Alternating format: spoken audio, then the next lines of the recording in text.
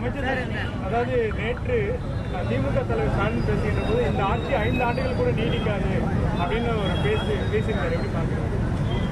ஆட்சிக்கே வராதுன்னு கூட தான் அவர் சொன்னார். நாங்கள் ஆட்சி அமைத்து காட்டினோம். 5 ஆண்டு நீடிக்காதுன்றலாம் அவர் ஒரு ஆர்வம் சொல்லிக் கொண்டிருக்கிறார். ஆனால் மக்களின் பேராதரவோடு இது 5 ஆண்டுகள் அடுத்த 50 ஆண்டுகள் தாண்டியும் இது நீடிக்கும் என்பதை சொல்லிக்கிறேன்.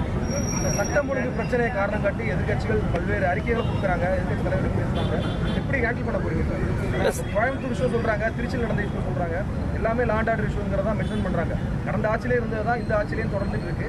இருந்தாலும் இங்க கவர்மெண்ட் ஃபார்ம் கிட்ட 1 மாசம் கூட கண்டினியூஸா முடியல. ஃபர்ஸ்ட் கம்ப்ளைண்டா இது வைக்கிறாங்க.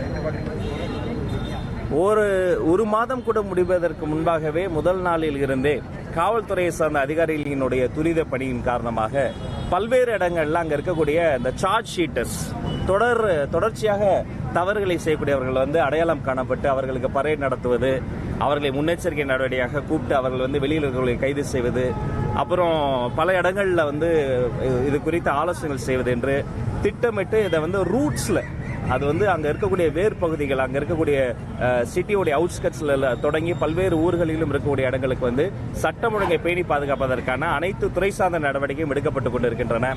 எனவே இது எங்க நடந்தாலும் தவறு தான். நம்ம அரசாங்கத்தை பொறுத்த வரைக்கும் மாண்புமிகு முதலமைச்சர் சி ஜோசப் விஜய் அவர்களை பொறுத்த வரைக்கும் 0 டாலரன்ஸ் அகைன்ஸ்ட் இது போன்ற கிரைம்ஸ். நேற்றைய தினம் கூட அந்த மாதிரி அந்த சம்பவத்தை நீங்க பார்த்திருப்பீங்க. துரிதமாக நடவடிக்கை எடுக்கப்பட்டு அந்த குற்றவாளிகள் கைது செய்யப்பட்டிருக்கிறாங்க. இது போன்ற சம்பவங்கள் எப்போதும் நடக்கக்கூடாது. அதற்கான நடவடிக்கைகள் மிகவும் தீவிரமாக நடைபெற்றுக் கொண்டிருக்கின்றன. ஒவ்வொருத்தரா காங்கிரஸ் கிட்ட சேர்க்கக்கூடாது, நம்பக்கூடாது, ஒரே நாள்ல கூட்டணி மாற்றிருக்கிறாங்க சொல்லி கடுமையான விமர்சனம் இதுதான் அவங்க அவர்கள் உயர்ந்த இடத்தில் வைத்து கூட்டணியில் இருக்கக்கூடிய கட்சிகளை ஒரு அடிமை கட்சிகளை போட்டு நடத்தக்கூடிய ஒரு பண்ணையார் மனப்பான்மை தான் அதை நம்ம பார்க்கணும்.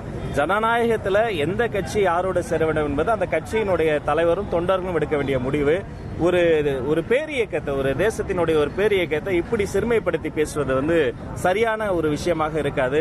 எந்த கட்சியாக இருந்தாலும் ஜனநாயகத்தில் என் கூட தான் இருக்கணும், என் கூட இருந்தா நல்ல கட்சி, என்னை விட்டு வெளில போயிட்டா மோசமான கட்சி என்பது சரியானது அல்ல.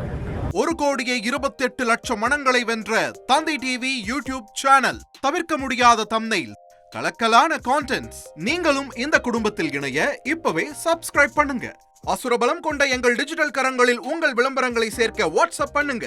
8939888838. Email advttv@dttv.in.